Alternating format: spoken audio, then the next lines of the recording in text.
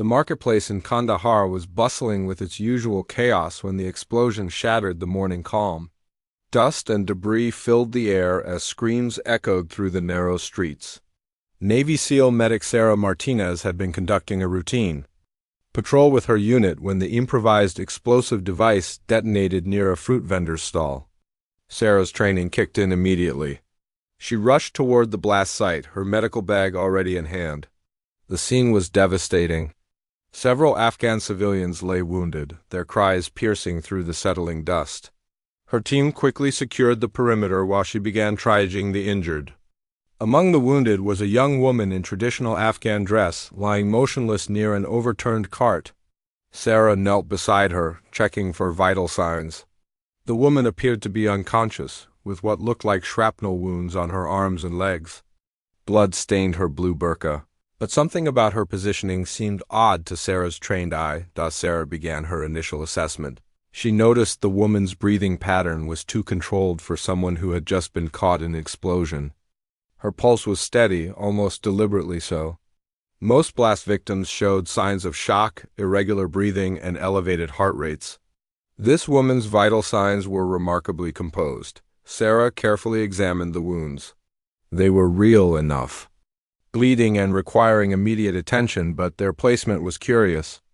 They appeared to be defensive wounds rather than the random pattern typically caused by flying debris. The cuts were clean, almost surgical, and positioned in non-fatal areas. The woman's hands caught Sarah's attention next.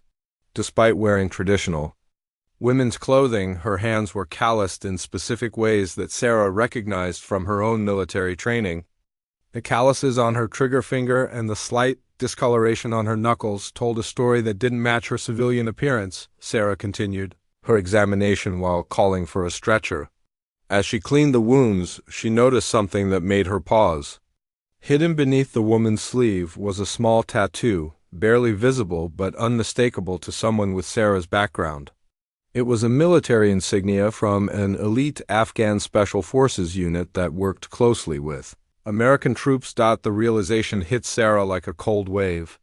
This wasn't just any civilian caught in the crossfire.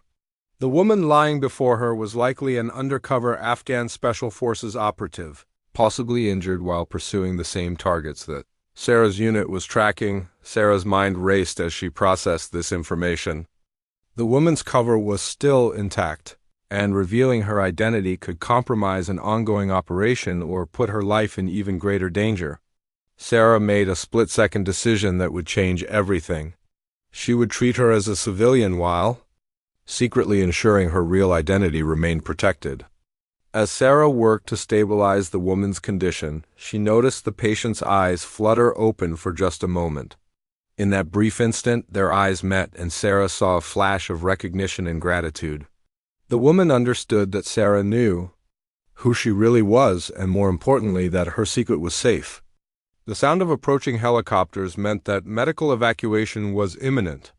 Sarah had to work quickly to ensure the woman's injuries were properly treated while maintaining the facade that she was simply another civilian victim. The complexity of the situation was overwhelming, but Sarah's training had prepared her for making difficult decisions under pressure. As Sarah prepared the woman for transport, she whispered softly in her ear, speaking in the few words of Pashto she knew. She assured her that her cover was safe and that she would receive the best possible medical care. The woman's slight nod confirmed that she understood. The helicopter landed in a whirlwind of dust and noise. Sarah carefully supervised the loading of all wounded civilians, paying special attention to ensure the disguised operative received priority care without arousing suspicion from the other team members. The weight of keeping this secret was already beginning to settle on Sarah's shoulders. As the helicopter lifted off toward the military hospital, Sarah remained behind with her unit to complete the investigation of the bombing site. But her mind kept returning to the woman she had just saved. Questions swirled in her head about what kind of mission the operative had been on and whether the bombing was connected to her presence in the marketplace. The rest of the patrol passed in a blur of routine procedures and evidence collection. Sarah went through the motions professionally, but part of her consciousness was focused on the moral and strategic implications of what had just transpired. She had made a choice to protect a fellow warrior, but she knew that choice would have consequences that extended far beyond this single encounter. Back at the forward operating base, Sarah couldn't shake the image of the wounded operative from her mind. She had filed her standard medical report, listing the woman as civilian casualty, multiple lacerations, stable condition. The paperwork was routine, but nothing about the situation felt normal. 3 hours after the evacuation, Sarah received word that all civilians had been treated and released from the military hospital. All except one. The woman with the hidden identity had been transferred to a secure medical facility for extended observation. Sarah knew this was military code for protecting someone whose identity needed to remain classified. That evening, Sarah was approached by Lieutenant Colonel James Harrison, her unit's commanding officer. His expression was serious as he requested a private meeting in his quarters.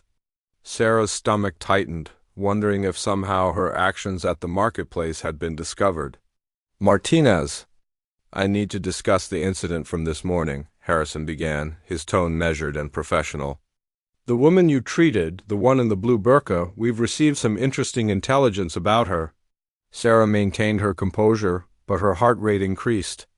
"Sir, I treated her like any other civilian casualty. Her wounds were consistent with blast trauma."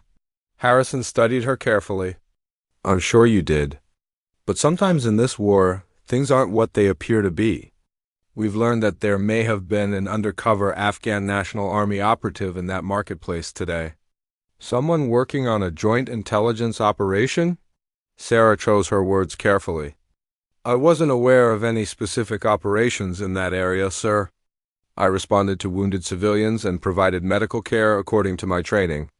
"Of course," Harrison nodded. "But here's the thing, Martinez. If such an operative exists, and if their cover was compromised today, it could jeopardize months of intelligence gathering. It could also put that person's life in serious danger." The weight of the conversation was becoming clear to Sarah. Harrison was fishing for information, trying to determine what she knew without directly asking. The political and military implications were complex, and Sarah realized she was now part of something much larger than a simple medical emergency. "Sir, I understand the sensitivity of such situations," Sarah replied. "My focus was on providing immediate medical care to all wounded individuals. I didn't observe anything that seemed unusual for civilian blast victims." Harrison's expression remained neutral, but Sarah detected a hint of relief in his eyes. "Good, that's what I expected to hear from one of our most professional medics." After the meeting, Sarah returned to her bunk, but sleep was impossible. She kept replaying the events of the day, analyzing every detail of her interaction with the disguised operative. The woman's composed demeanor despite her injuries, the calculated placement of her wounds, and most importantly, that moment of eye contact that confirmed their mutual understanding. The next morning brought disturbing news. Intelligence reports indicated that the bombing had been specifically targeted at disrupting a covert operation. The terrorists had somehow learned about the presence of an undercover agent in the marketplace and had planned the attack accordingly. Sarah realized that if the operative's cover had been blown, she might have been the intended target rather than a random victim of the explosion. This realization made Sarah's decision to protect the woman's identity even more critical. By maintaining the fiction that she was simply a civilian, Sarah had potentially saved not just her life, but an entire intelligence network. During the team briefing that morning, Sarah learned more details about the investigation. The bombing had been carried out by a local terrorist cell that had been under surveillance for weeks. What Sarah didn't know was that the disguised operative had been instrumental in gathering intelligence about this very group. As the briefing continued, Sarah began to understand the bigger picture. The operative had likely been conducting surveillance on the terrorist cell when the bomb exploded. Her presence in the marketplace wasn't coincidental. She had been tracking the same targets that Sarah's SEAL unit had been hunting. The irony wasn't lost on Sarah. While she had been conducting routine patrols, A fellow warrior had been conducting dangerous undercover work just meters away. The bombing had brought their two worlds together in a moment that required split-second decision-making and absolute trust. Later that day, Sarah received an encrypted message through official channels. It was brief and seemingly routine, but hidden within the military jargon was a simple message. Medical treatment appreciated. Recovery proceeding well. Return to duty anticipated. Sarah understood this was a coded thank you from the operative. The woman was alive, her cover remained intact, and the mission could continue. Sarah felt a mixture of relief and pride, knowing that her quick thinking had helped preserve an important intelligence operation. But Sarah also knew that this experience had changed her forever. She had crossed a line from being simply a medic to being an active participant in the complex world of military intelligence. The decision she made in those crucial moments at the marketplace would have far-reaching consequences that she was only beginning to understand. As she prepared for the next day's patrol, Sarah reflected on the trust that had been placed in her by both her commanding officers and the unknown operative. She had proven herself capable of making difficult decisions under extreme pressure, but she also realized that such decisions came with a heavy burden of responsibility. 2 weeks after the marketplace bombing, Sarah's unit received orders for a high-priority mission. Intelligence had located the terrorist cell responsible for the attack, and a joint operation was being planned to capture the leadership. Sarah's medical expertise would be crucial for any casualties during the raid. The briefing room was packed with American Special Forces, Afghan National Army officers, and intelligence personnel. As Sarah entered, she noticed a figure in the back of the room wearing the standard Afghan military uniform. Something about the person's posture seemed familiar, but Sarah couldn't place it immediately. Major Richards, the mission commander, began outlining the operation. The terrorist cell had been traced to a compound in the mountains outside Kandahar. Intelligence suggested they were planning additional attacks, making immediate action necessary. The mission would involve a coordinated assault with both American and Afghan forces. We'll have embedded Afghan special forces providing local intelligence and cultural guidance, Major Richards explained. These operatives have been tracking this cell for months and will be essential to the mission's success. As the briefing continued, Sarah found herself studying the Afghan officer in the back of the room. There was something about the way she held herself that reminded Sarah of the wounded woman from the marketplace. When the officer turned slightly, Sarah caught a glimpse of her profile and felt a jolt of recognition. It was her. The undercover operative had recovered from her injuries and was now participating in the very mission that would target the people who had tried to kill her. Sarah was amazed by the woman's dedication and courage. Returning to active duty so quickly after such a traumatic experience, during a break in the briefing, Sarah approached the Afghan officer. Speaking quietly in English, she introduced herself as the medic who would be supporting the mission. The woman nodded politely but showed no sign of recognition, maintaining perfect operational security. "I am Captain Farah Ahmed," the woman said in accented English. "I look forward to working with American medical personnel on this operation." Sarah understood the game they were playing. In this setting, they were meeting for the first time. The marketplace encounter had never happened, at least not officially. Sarah played her part perfectly, discussing standard medical protocols and evacuation procedures, but as they talked, Sarah noticed small details that confirmed her suspicions. A slight scar on Farah's wrist where one of the shrapnel wounds had been. The way she favored her left side slightly, probably still tender from the injuries. Most telling was the brief moment when Farah's eyes met hers, and Sarah saw the same intelligence and determination she had witnessed in the marketplace. The mission launched at dawn 3 days later.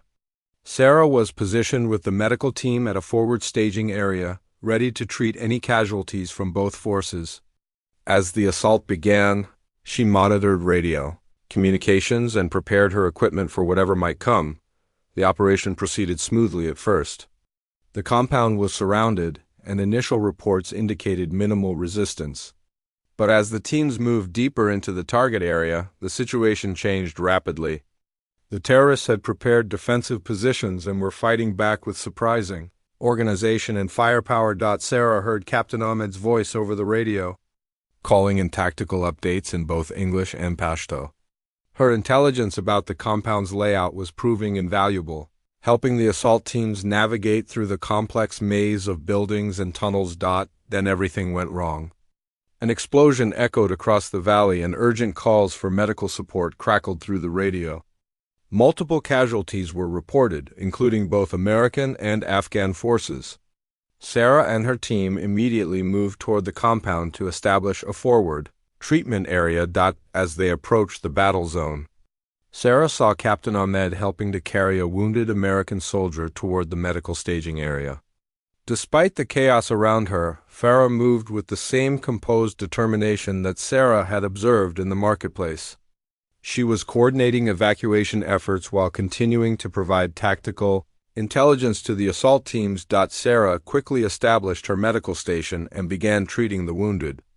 The injuries were severe, requiring immediate surgical intervention for several of the casualties. As she worked, Captain Ahmed appeared at her side, having transitioned from tactical operations to medical support. "Doctor, this soldier has internal bleeding," Farah said, helping to position a wounded Navy SEAL on Sarah's treatment table. The shrapnel penetrated his body armor. Sarah was impressed by Farah's medical knowledge as they worked together to stabilize the patient. Her assistance was skilled and precise, revealing yet another layer of her extensive training. This woman was not just a Special Forces operative, but also had significant medical expertise. As they continued treating casualties, Sarah and Farah developed an efficient working rhythm.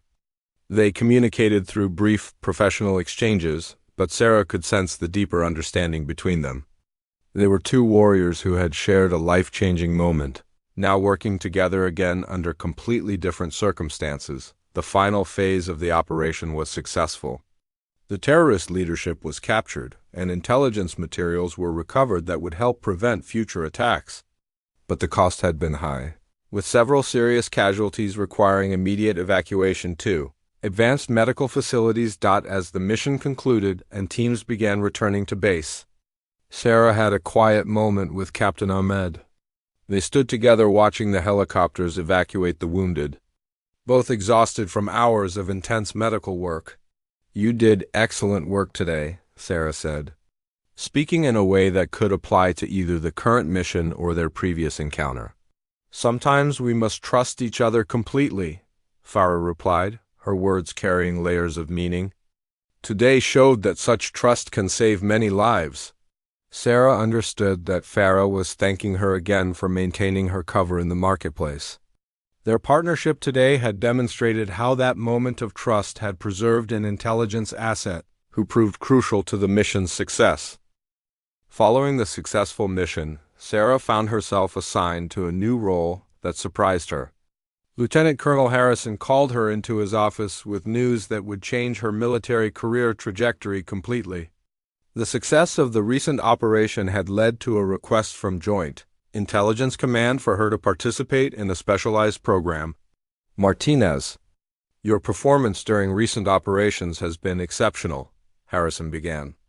"Your medical skills, decision-making under pressure, and ability to work with international partners have not gone unnoticed. We've received a request for you to join a classified medical support unit." Sarah listened carefully as Harrison explained the new assignment. She would be working with a joint American-Afghan intelligence team, providing medical support for undercover operations. The role would require additional training in combat medicine, cultural awareness, and operational security. "This is a voluntary assignment," Harrison emphasized. "It comes with significant risks and requires the highest level of security clearance. You would be supporting operations that officially don't exist." Sarah understood the implications immediately. This assignment was directly related to her encounter with Captain Ahmed and her handling of that sensitive situation.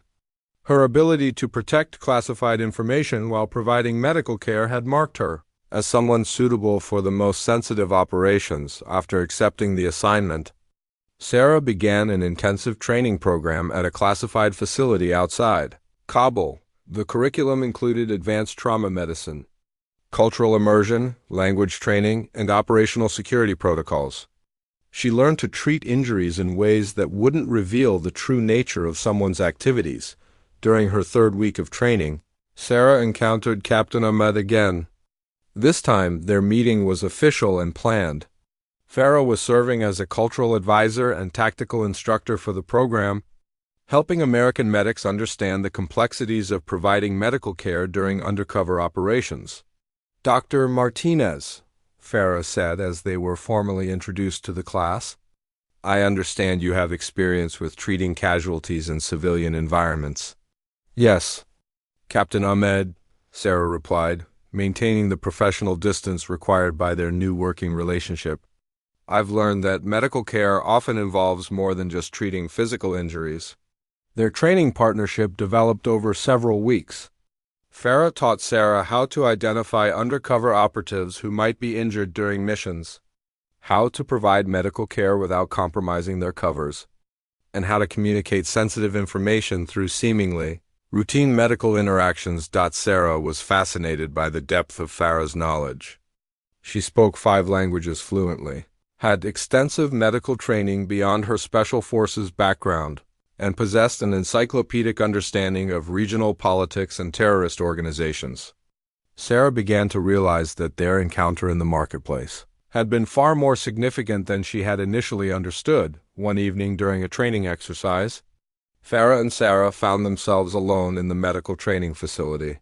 For the first time since the marketplace, they could speak freely about what had happened that day. I knew you recognized me immediately, Farah said quietly. The way you examined my wounds, the questions you didn't ask, the care you took to maintain my cover, you saved more than my life that day. Sarah learned the full story of Farah's mission. She had been tracking the terrorist cell for 6 months, living undercover in Kandahar and slowly building a network of informants. The intelligence she gathered had prevented 3 major attacks and led to the capture of dozens of terrorists. The bombing was meant to kill me, Farah explained.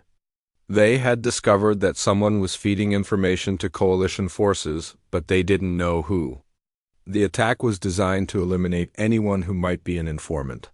Sarah realized that Farah had deliberately positioned herself near the blast to maintain her cover. By appearing to be a random victim, she had preserved her identity and allowed the intelligence operation to continue.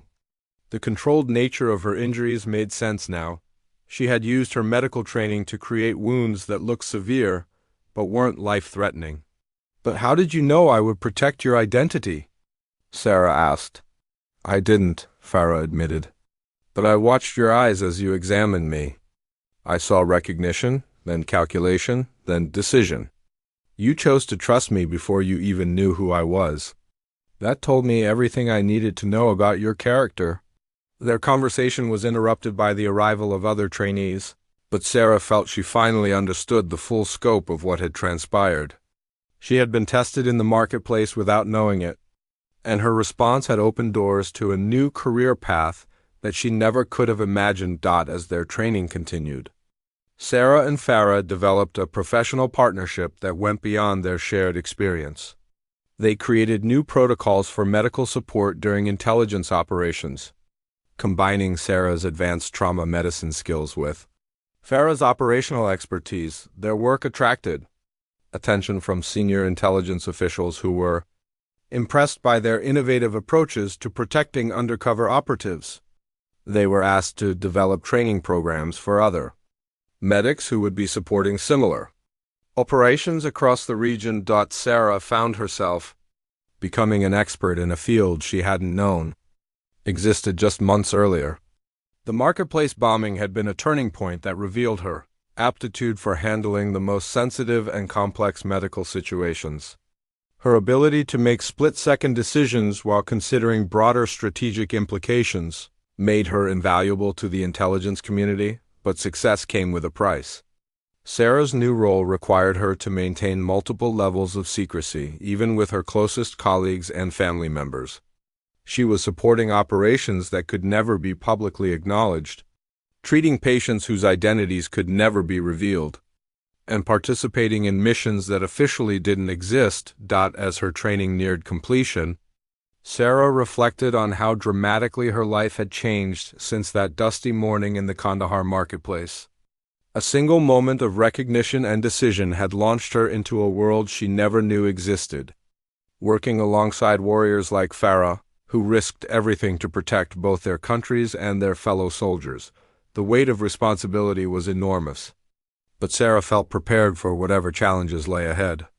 She had learned to trust her instincts, to see beyond surface appearances, and to make decisions that considered not just immediate medical needs but broader operational requirements.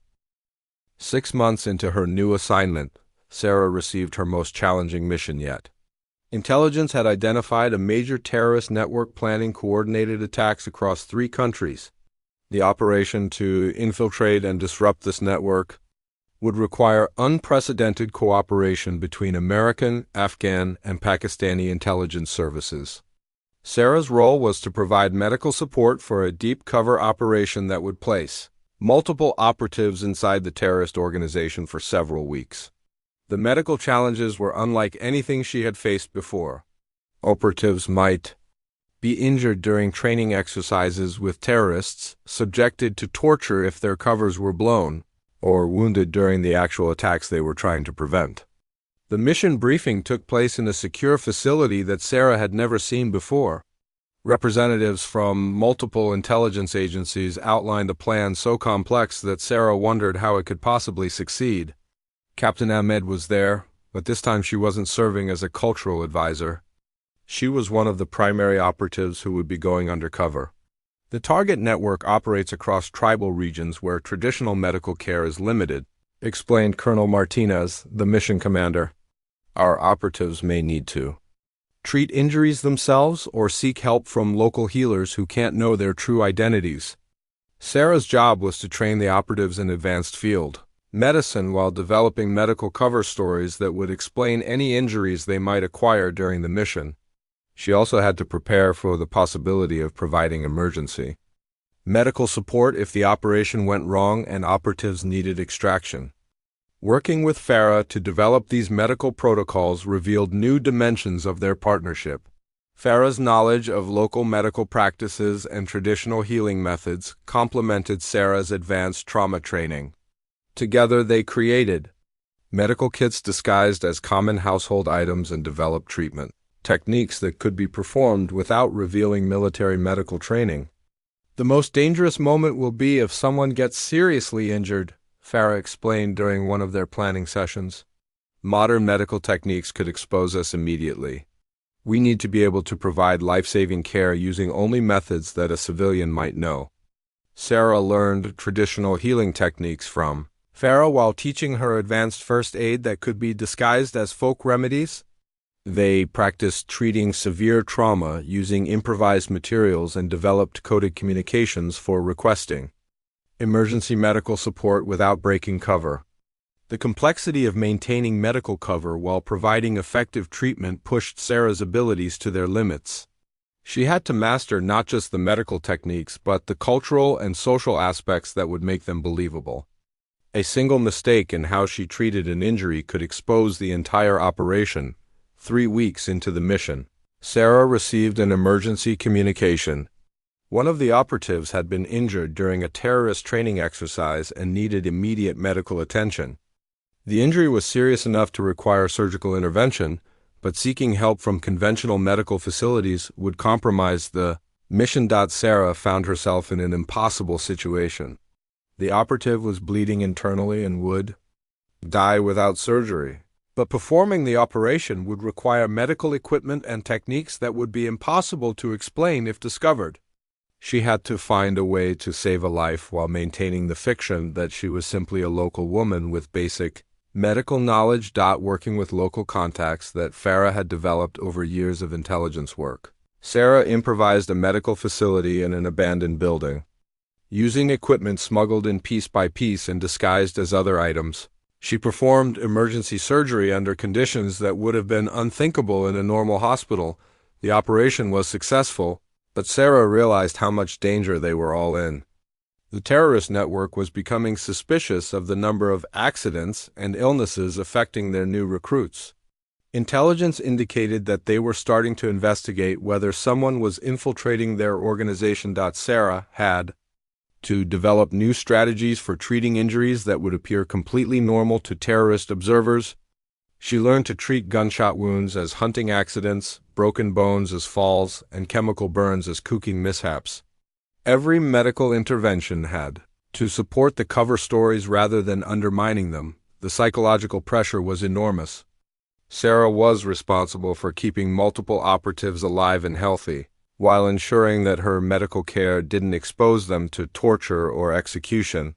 The weight of these lives pressed on her constantly, especially knowing that Farah was among those most at risk. As the mission entered its final phase, intelligence indicated that the terrorist network was planning to execute their attacks within days. The operatives had gathered enough information to prevent the attacks, but they needed to maintain their covers long enough to identify all the participants and planned targets. Sarah received word that the extraction would happen during the terrorist attacks themselves. Operatives would have to participate in the initial phases of the attacks to maintain their covers, then signal for intervention at the last possible moment. The medical challenges of this phase would be unprecedented. Sarah positioned herself and her medical team at strategic locations around the target cities.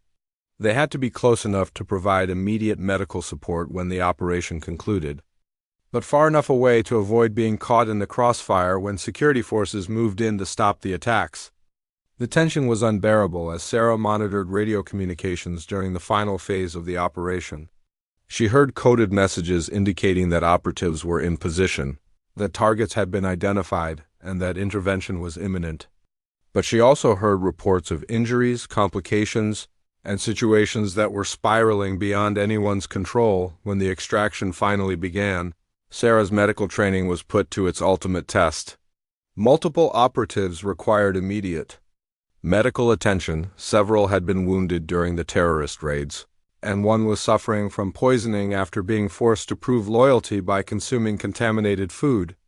Sarah worked for hours treating injuries that told the story of one of the most complex intelligence operations ever attempted. Each wound represented a moment when brave individuals had risked everything to prevent attacks that could have killed hundreds of innocent people. As the last operative was stabilized and evacuated to safety, Sarah reflected on how far her skills had developed since that morning in the Kandahar marketplace. She had learned to see medicine not just as healing, but as an essential tool in protecting national security and saving lives on a scale she had never imagined possible. The successful completion of the multinational intelligence operation marked a turning point in Sarah's career that she couldn't have anticipated. The operation had prevented terrorist attacks that intelligence analysts estimated would have killed over 300 civilians across 3 countries. Sarah's medical support had been crucial to keeping operatives alive and maintaining their covers during the most dangerous intelligence mission in recent memory. 3 days after the operation concluded, Sarah was summoned to a meeting at the highest levels of military command. The briefing room contained generals, intelligence directors, and officials whose names she recognized from classified reports. Captain Farah Ahmed was also present, now revealed to hold the rank of Major in Afghan Special Operations. General Patricia Hartwell, Commander of Special Operations in the region, addressed Sarah directly. Dr. Martinez, your contributions to recent operations have been extraordinary. You've developed new protocols for medical support during intelligence operations that are being adopted across multiple agencies and allied nations. Sarah learned that her innovative approaches to maintaining medical cover during undercover operations had attracted attention from intelligence services worldwide. She was being offered a position that would take her far beyond Afghanistan, working with international partners to develop medical support capabilities for the most sensitive operations conducted by allied nations. This assignment would require you to work with intelligence services from NATO countries, training their medical personnel in techniques you've developed, General Hartwell explained. You would also be responsible for providing direct medical support during joint operations that could take you anywhere in the world. The offer represented everything Sarah had worked toward, but accepting it would mean leaving behind the partnership she had developed with Farah and the colleagues who had become like family during her time in Afghanistan. The decision was complicated by personal relationships that had formed during the most intense experiences of her life. Farah approached Sarah after the meeting, speaking privately for the first time since the operation had concluded. This opportunity could change everything for medical support in intelligence operations, she said. What you've learned here could save lives around the world. Sarah realized that Farah was encouraging her to accept the assignment even though it would mean their partnership would end. Their professional relationship had evolved into a deep friendship based on shared experiences and mutual respect that transcended cultural and national boundaries. "What about our work together?" Sarah asked.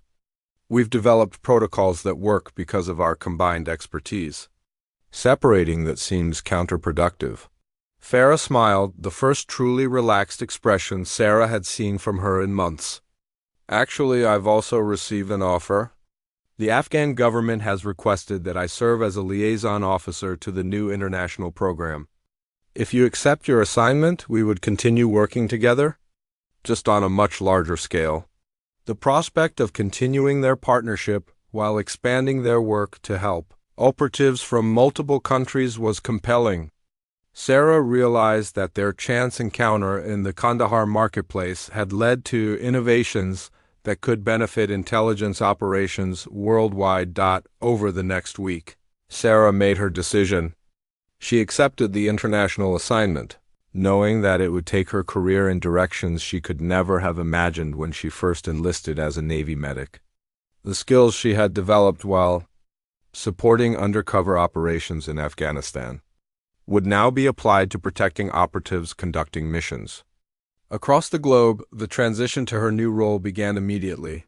Sarah found herself traveling to training facilities in different countries, working with medical personnel from various military and intelligence organizations.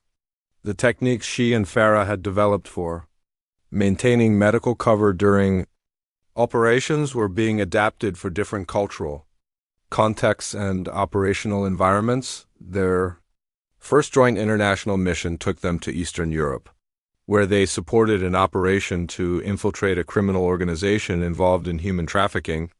The medical challenges were different from those they had faced in Afghanistan, but the core principles they had developed proved universally applicable. Sarah watched Farah adapt their protocols for a completely different cultural environment, demonstrating the same flexibility and intelligence that had made her such an effective undercover operative. Their partnership had evolved beyond their personal connection to become a professional relationship that was making a genuine difference in protecting innocent lives. As their work expanded to include operations in Africa, South America, and Asia, Sarah reflected on the unexpected path her career had taken. A single moment of recognition and decision in a dusty marketplace had led to a calling she never knew existed. Her ability to see beyond surface appearances and make split-second decisions while considering broader implications had opened doors to a world where medicine and intelligence intersected in ways that could save hundreds of lives. The weight of responsibility was enormous. Sarah was now training medical personnel who would support operations she might never learn about, in countries she might never visit, protecting operatives whose names she would never know. But she had learned to find purpose in the knowledge that her work was making a difference, even when that difference couldn't be measured or acknowledged publicly. 5 years after that morning in Kandahar, Sarah received a letter through secure diplomatic channels. It was from a doctor in Somalia who had used techniques Sarah had taught him to save the life of an undercover operative. The operative had been working to identify leaders of a terrorist organization, and his survival had led to intelligence that prevented attacks on refugee camps. Sarah realized that her work had created a ripple effect, extending far beyond anything she could have imagined. The decision to protect Farah's identity in the marketplace had led to innovations that were now protecting operatives and saving civilian lives around the world. As she prepared for her next assignment, Supporting operations in Southeast Asia, Sarah thought about the young medic she had been when she first deployed to Afghanistan. That person could never have imagined the complexity and global scope of the work she was now doing. But the core values that had guided her decision in the marketplace remained unchanged, protecting those who risked everything to protect others, making difficult decisions under pressure, and trusting her instincts when lives were at stake. Sarah's story had become larger than her individual experiences. She had helped create new possibilities for what medical support could accomplish in the world of intelligence operations, proving that healing and protecting could be the same mission when approached with the right combination of skill, courage, and wisdom.